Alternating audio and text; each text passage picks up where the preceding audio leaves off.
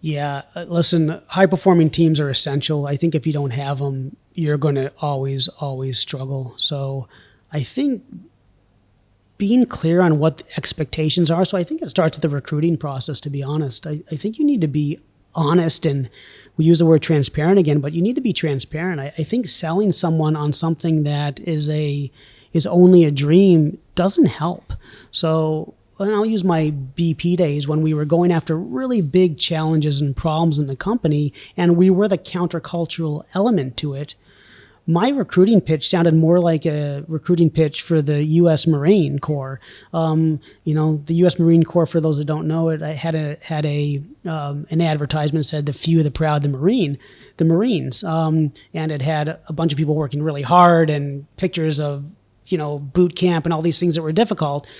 And when I recruited people, I said, "Listen, this is going to be tough. If you are up for a challenge, you're the right folks. If you are able to live with ambiguity, then great. If you want a structured, standard, status quo role, this isn't for you. If you want an easy life, this isn't for you.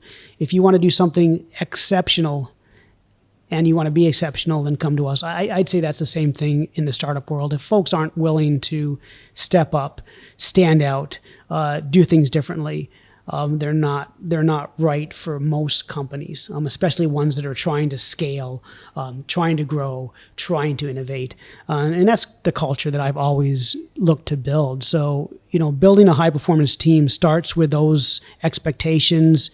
In the recruiting cycle, I think where we've fallen down, and whether that be at YBF or BP or any other company, is when those expectations either aren't set or they're not heard.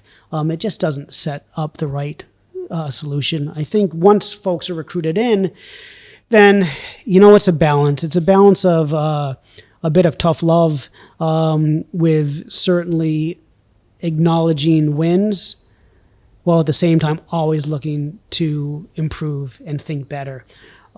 I think for me, because I am as transparent as I am, and that can be seen as being quite tough, it's really important for me to surround myself with balanced leaders.